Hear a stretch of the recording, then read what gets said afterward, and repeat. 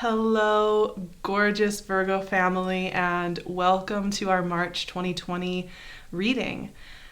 I am really feeling this really warm, beautiful feeling about March readings, and that's just this intuitive hit that I keep getting every time I sit down to do one of these readings for every sign. There's just this warmth, this clarity, this tingling kind of anticipation that I feel. This March is beautiful. The planets are all direct this month. We have the equinox, which is about powerful time of rebalancing, reharmonizing, looking over everything. We have the shift through Pisces season for most of the month, and on the 20th, as the equinox hits, we also move into Aries season. And of course, Pisces season for you, specifically Virgo, all that energy over in your opposing sign of Pisces is a really great chance to recalibrate, replenish, understand who you are now, have a moment in the course of the year to really look over everything you've accomplished, learned, shifted, changed, give yourself credit for it, and also open yourself up to what's next. There's a lot of energy in Pisces at the beginning of the month. We've eased off of that mega Aquarius season that was so powerful in February. So we have a new moon in Pisces on the 13th. The sun is obviously moving through Pisces. Venus is moving through Pisces. Mercury joins those planets on the 15th of the month. So there's a lot of energy in that opposing sign. This is great for relationships, great for connecting. But like I said, I always talk about when the energy is in your opposing sign, I call this mirror season. It's a great chance to look in the mirror and like on a soulful level and figure out where you are now. And a message came up to me that was really clear for this Pisces season. And also, not to mention the fact that when we go into Aries season, as the energy pours into Aries, which the sun and Venus are going to move over there pretty swiftly around the equinox. And as we get into that era, we're going to have Aries season, which is 8th house, transformational energy for you. And then a full moon in Libra, which is 2nd house. So this has to do with your value, how you value yourself, how you value your transformation. So very potent energy at the end of the month for Virgos. The note that came up for me, though, for you all was really simple, really warm, really clean, really fresh, and here it is. This month, I want you to replenish. I want you to go to the well of replenishment as often as you can. I want you to set your sights. King of Swords, I like it. I want you to set your sights on that being your number one priority.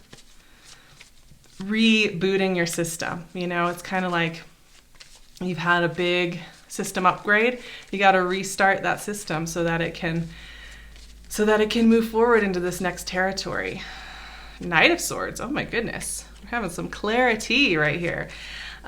So in order to reboot a system, it doesn't mean running yourself into the ground. It doesn't mean running around a lot. It means replenish. So go to the well of replenishment. Find that place of ease and joy. Hanged Man, yes. Not running around.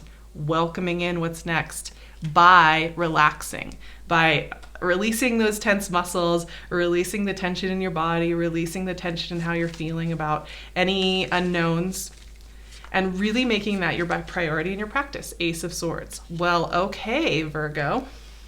Remember how I was saying there's a clarity to March?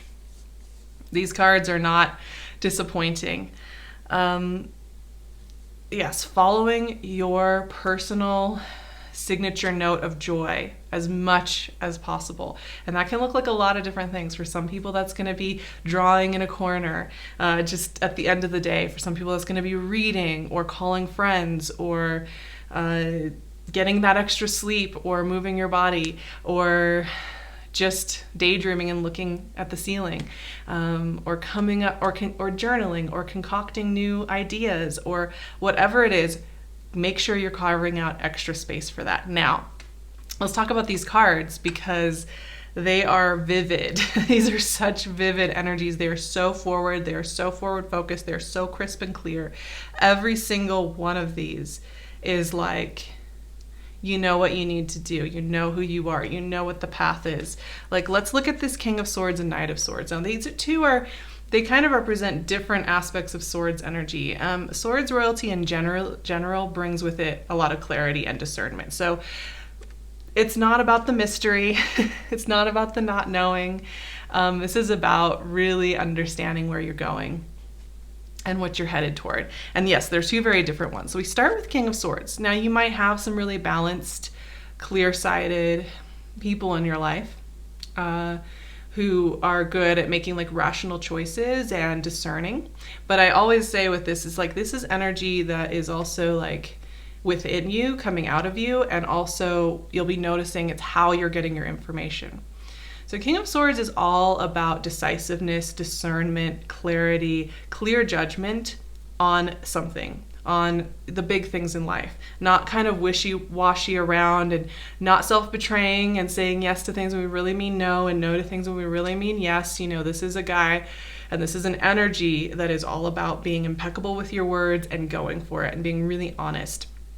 And I love King of Swords because he is somebody who comes with clarity after a time of perhaps feeling divided about something, perhaps feeling uncertain if you're allowed to have it, if you're allowed to say yes, if you're allowed to make that shift. So King of Swords comes in and it is, you know, he's kind of related to the energy of something like justice, where you get that aha. So he's really great for decision making and making choices that are right for you. But it require you being really full of integrity toward yourself, toward what you really want to do. Now, the other side of this is this Knight of Swords, who is, this is very blunt energy. This is not about thinking about things and mulling things over and thinking about how it's going to land for other people. This can be sometimes speaking without thinking, rushing into things, trying things out, just going for it. It's like kind of like jumping off the diving board, right? Like it's seeing what happens. Now, yes, on the one hand, that note I had about being impeccable with your word, being very clear about what you mean is important, because Knight of Swords can sometimes just say things or do things without really taking a moment to discern. So it's one aspect of this. But the beautiful thing about Knight of Swords is it's not about overthinking. It's not about holding yourself back. It's not about keeping yourself small in the same container.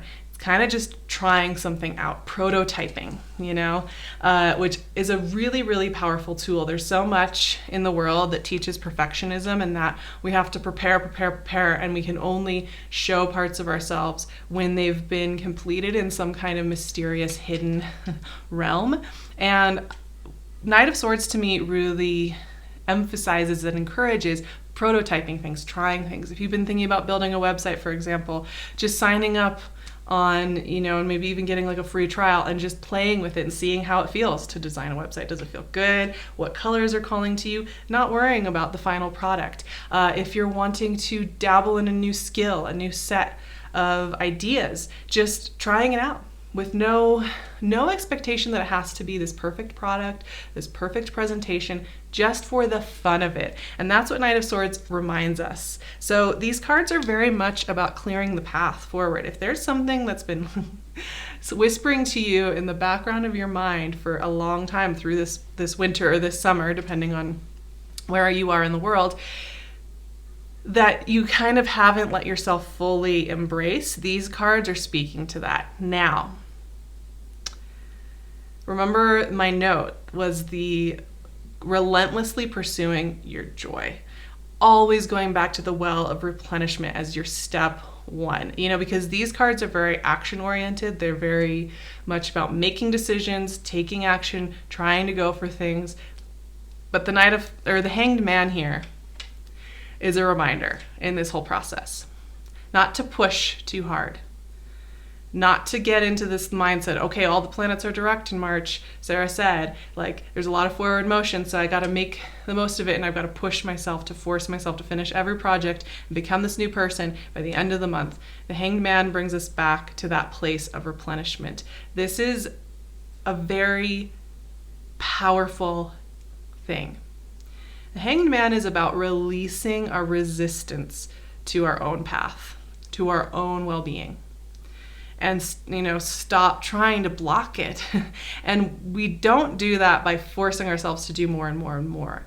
The way to release that sense of like, I'm not allowed, I'm feeling rigid, I'm feeling unworthy, is to go to that well of replenishment. Go to a place that allows you to rest, listen in, be quiet. This is not non-action. I mean, it is non-action. However, it's the most powerful action you can take. And when it comes to practices around worthiness and allowing in, it's a very important practice because culturally we've been told that worthiness is about earning your keep in the world. And that is a long, long, long generational hand down of many years. We're not even going to get into, surf culture of the Middle Ages and how that is still affecting us today. It's kind of wild. But the point being that this is a card that reminds you to relax a little bit. Even with all this Swords energy just bubbling, make sure you replenish. Now, Ace of Swords. So this Swords energy is just coming at you, Virgos. And I actually love this because I think there's been a lack of this kind of clarity.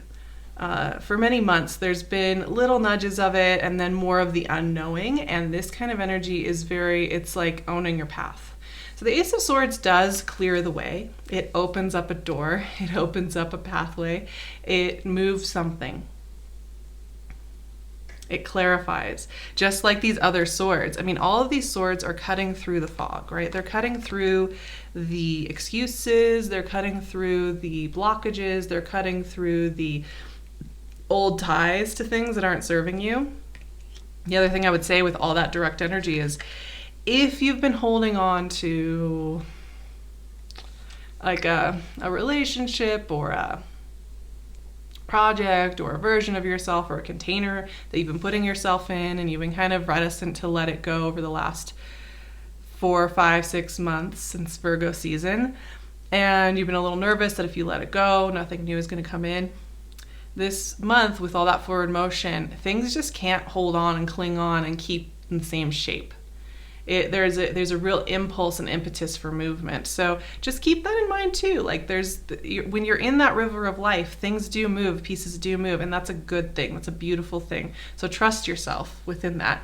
Also, why going back to the well of replenishment is very useful, because as we get really in alignment with ourselves and those new doors are opening and we're moving and we're noticing those shifts, however big or small they may be, doesn't really matter. It takes a moment to allow ourselves to rest, to incorporate it, to welcome it, to relax into it, to trust ourselves within it, and to listen to our internal guidance system. So it's even more important. Like, honestly, I think the faster things are moving, the clearer the road is, the more that you really, really know something, the more you want to make sure that you are getting the appropriate amount of rest. That is so essential. Okay, I'm pulling a final card from my Cosmic Tarot just to round out the conversation. I didn't even tell you what I was doing, but this card came out, the Two of Pentacles. Now that's really interesting, right? Because we just had all this really decisive energy, this really crisp, clear, even sharp energy, right? Like Swords energy is very sharp, but these are the clearest cards you can get in Swords, so it's good stuff.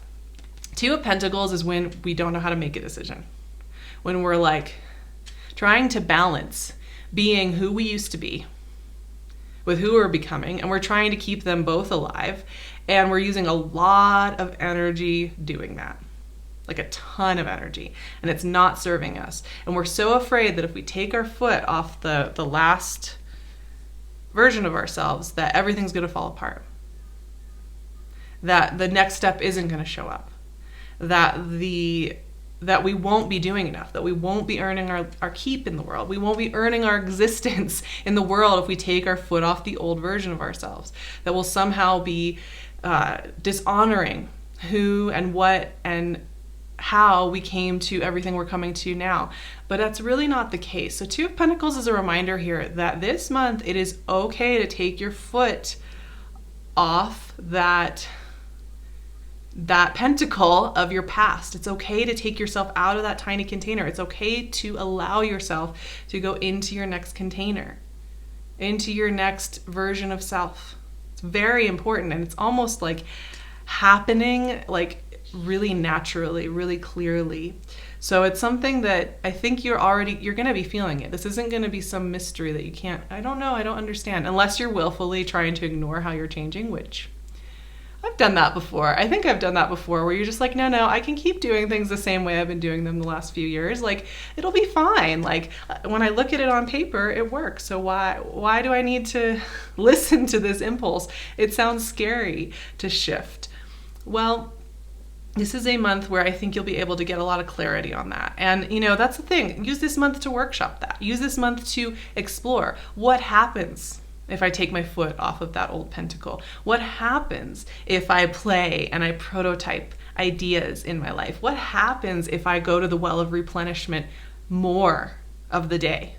What happens? It's kind of a fun experiment. So I'm loving the energy for Virgo though. And as you all probably already know, I'm a Virgo moon. So this is great news. I love this. Like, that clarity, that crispness, that softness, that ooey gooey juiciness, and that permission to transform is huge. And like I mentioned at the beginning of the reading, Aries season is powerful for Virgo because this is a season of transformation for you. So we will be beginning that on the equinox, right? Beginning to work with the energy of transformation and healing and replenishment. And we will continue that conversation for the April readings very soon. So I'm really excited to explore that with you, Virgos. I love 8th house energy. I love transformational energy. The more you learn to look at it as like a joyful, relaxing, exploratory experience rather than a traumatic haunted house, the more you can really like have fun with it. So we will get into that topic next month. I hope you just have a beautiful March full of love, support, clarity, replenishment, joy, creativity, exploration, laughter. Yes, Virgos deserve so much laughter. You all are so, so funny. Nobody talks about that, but like Virgos are hilarious. Anyway, you deserve all of those beautiful things. I just want to see that Virgo light shining in the world and having fun and exploring. I will be right there with you. You can find me on Patreon, which I would love to see you over there. We do all sorts of activations, extra chats, conversations, Q&As. It's a really great space. I'd love to see you there. You can also find me on my Instagram or my website, so I'll leave all of those links below. You can also find PinkLune's gorgeous jewelry on her Etsy shop. I will leave her link below as well. And so thank you so much for sitting here with me every month. I really appreciate it. I love spending this time with you all. So I hope you'll stick around and click subscribe and like, and I will see you all for April's continuing transformation.